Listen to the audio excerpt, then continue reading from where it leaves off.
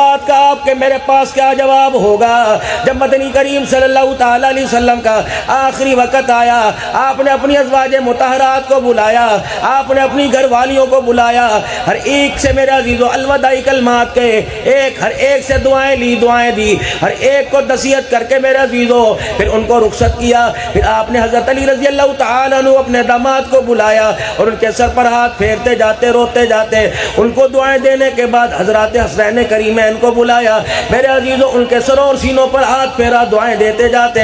پھر آخر کے اندر رحمت والے نبی نے اپنی جوان بیٹی سیدہ فاطمہ الزہرا کو بلایا۔ اما فاطمہ الزہرا کے کان میں کچھ کا رونے لگ گئی، دوسرے کان میں کا ہنسنے لگ گئی۔ یہ تو بعد میں بتایا، پہلے کان میں کہا کہ بیٹی تیرے سے جدا ہو رہا ہوں، دوسری طرف کان میں کہا میرے خاندان میں سب سے پہلے تو میرے سے آ کے ملاقات کرے گی۔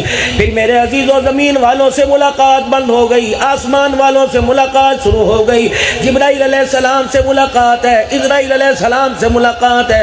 جبرائیل علیہ السلام کہہ رہے یا رسول اللہ، جب سے اللہ نے کائنات بنائی اس وقت سے لے کر آج تک کسی کو اختیار نہیں ملا سوائے آپ کے، آپ اگر جانا چاہیں تو چلیے، رہنا چاہیں تو رہیے۔ اس وقت بھی آپ نے فرمایا بتا میرا رب کیا چاہت رکھتا ہے، میرا اللہ کیا چاہتا ہے؟ کہ آپ کا رب تو آپ سے ملاقات کرنا چاہتا ہے، کہ پھر اللہ کے حوالے، لیکن اتنا مجھے بتا میں چلا جاؤں بعد میں میری امت کے ساتھ کیا سلوک کیا جائے گا؟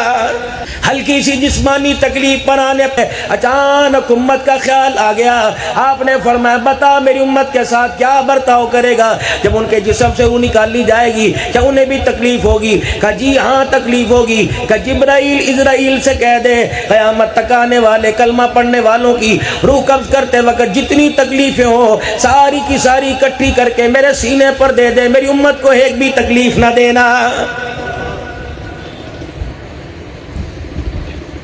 وہاں تو امت کے لیے یہ جذبہ، یہ پیغام لے کے بیٹھے ہیں، لیکن امت کا کیا پیغام ہے؟ قدم قدم پر ہم نے تکلیف دینی، پاکستان میں رہ کر بھی ہم نے تکلیف دینی، مدینہ طیبہ بھی جا کر ہم نے تکلیف دینی، روزہ مبارک پر جا کے ہم نے تکلیف دینی، کاروبار کرتے ہوئے ہم نے ٹارگٹ آمنہ کے لال کو بنایا، کردار کسی تیری نہیں ہو رہی، آپ صلی اللہ علیہ وسلم کی کردار کسی ہو رہی ہے۔ ساری دنیا کا انسان جب تیری میری دھوکہ کرپشن کو دیکھتے ہیں، حکومتی لیول پر اور نجی لیول پر ہو، جب کرپشن کو دھوکے کو دیکھتے ہیں، رب اکبر کی قسم ہے دیکھ کر کہتے ہیں بتا ان کا رہنما کیسا؟